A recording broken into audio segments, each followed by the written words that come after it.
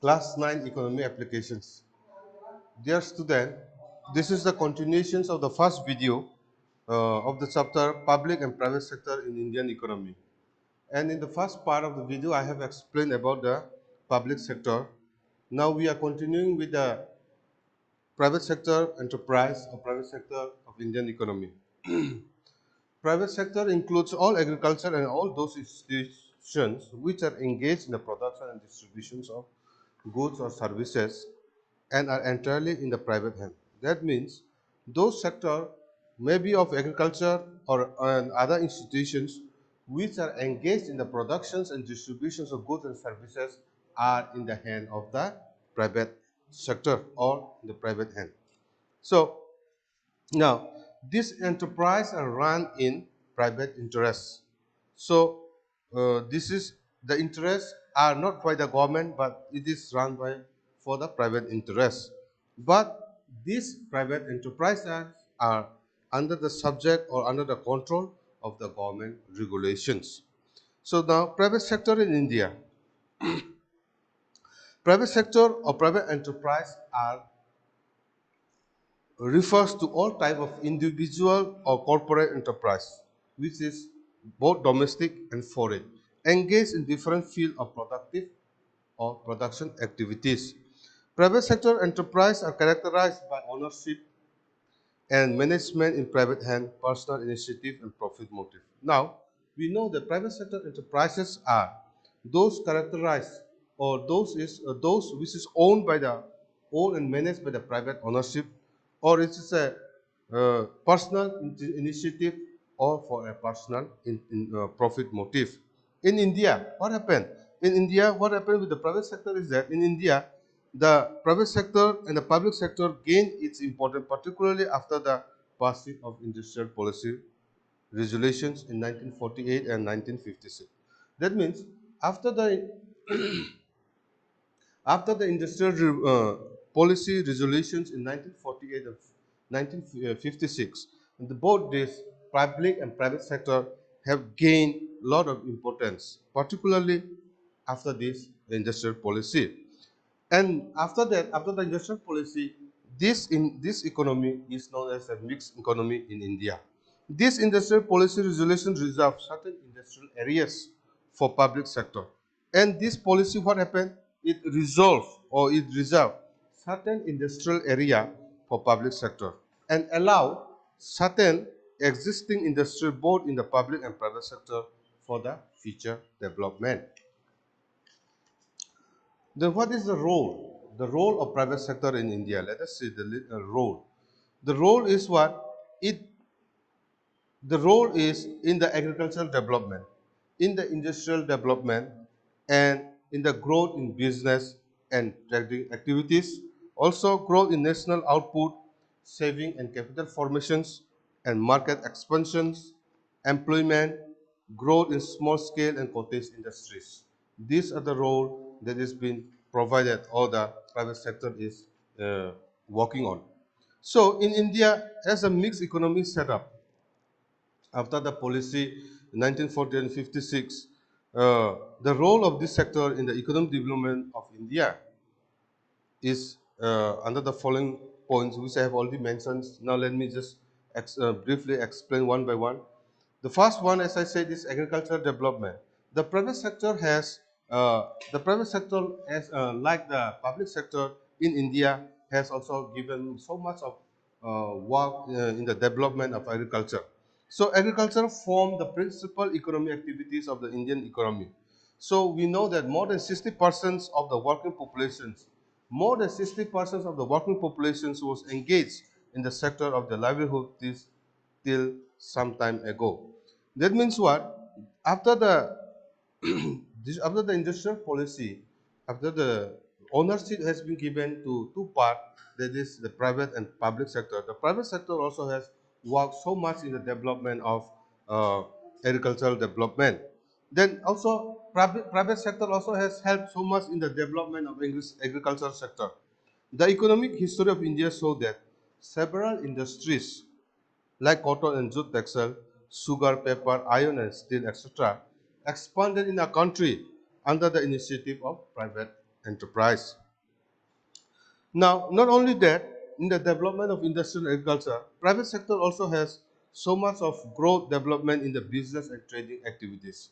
So, in the expansion of business, the private business, that has played important role in forecasting business and trading activities.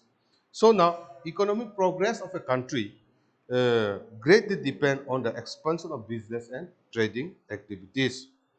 Growth in national output. So as of like the public sector enterprise, this private sector also has contributed many things in the national context. So it has brought the development growth in the national output, saving and capital formations.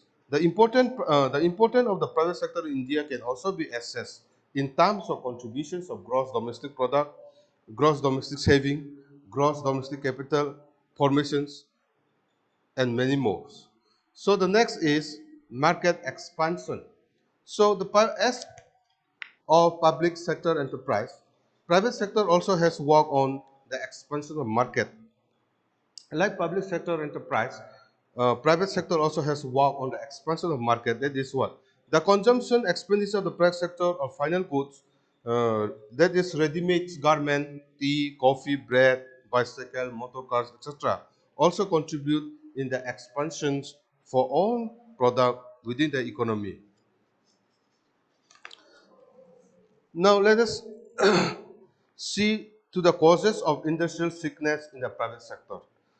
As we have seen in the public sector, same as the case of public sector, the private sector also causes some industrial sickness due to two reasons. That is what one is exogenous causes and another is endogenous causes.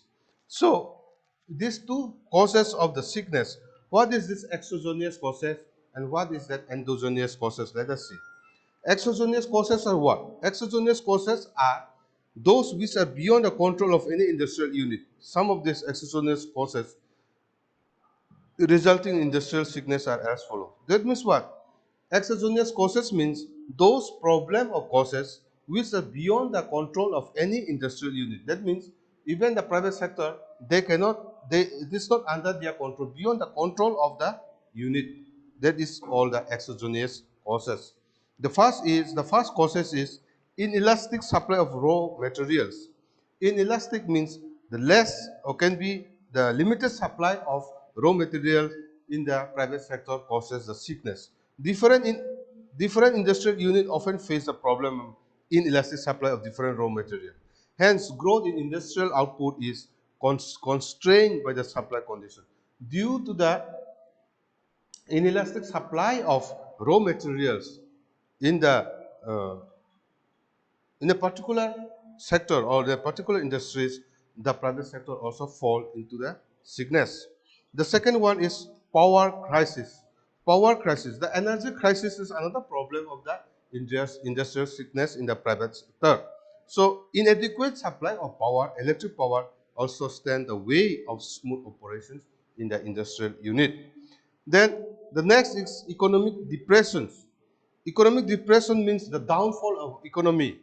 Indian industry suffered from the economic depressions, particularly during 1965 to 75 and 1996 to 2009.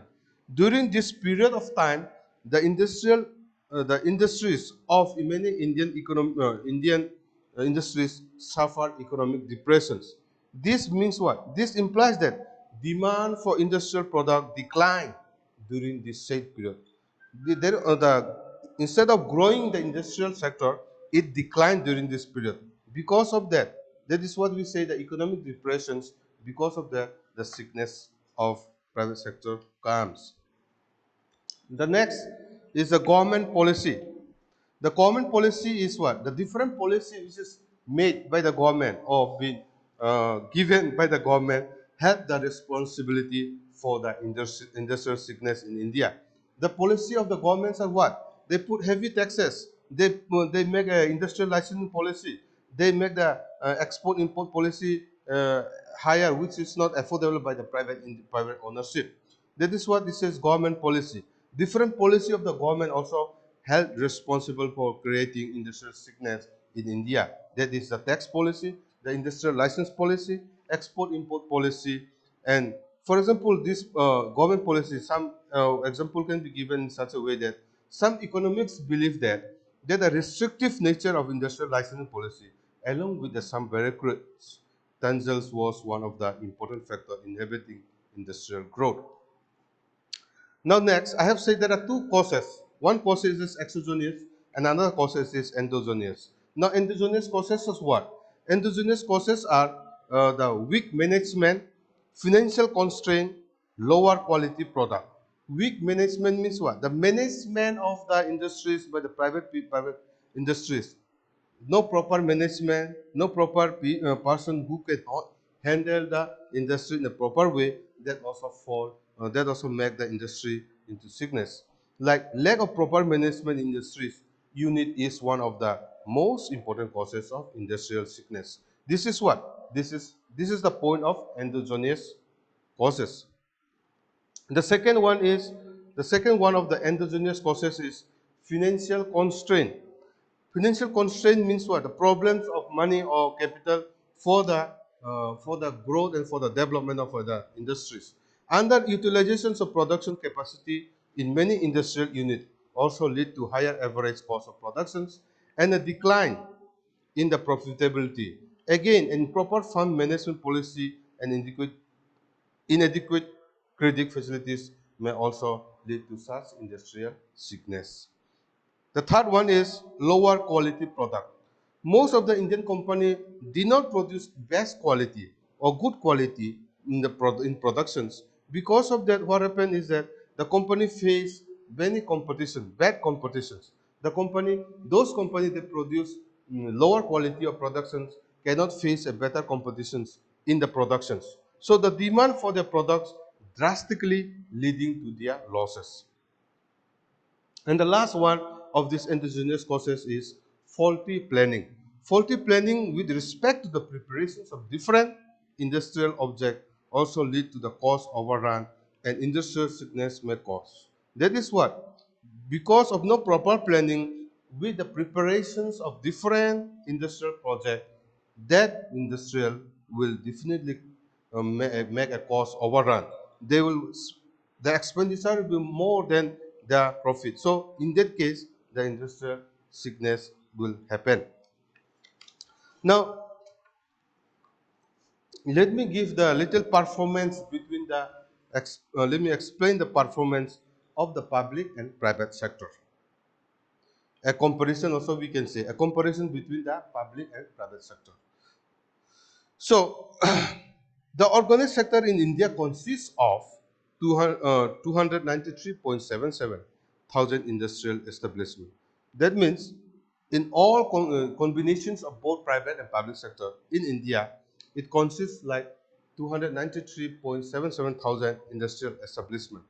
Out of this total which I have mentioned, 172.34 thousand are public sectors and 121.43 thousands are in the private sector. So now, between these two combinations of that, we can see the performance of these two sectors. Let us see in 2004. Since 2004, an increase of 1.4% has been recorded in the number of establishments in the organized sector. As on March 31st, 2010, the total employment in the organized sector was estimated to be 287 to that means 287.08 lakh, while in 2009 it was just 281.72 lakh. This means what? This means we can find out the increase in the percentage of employment.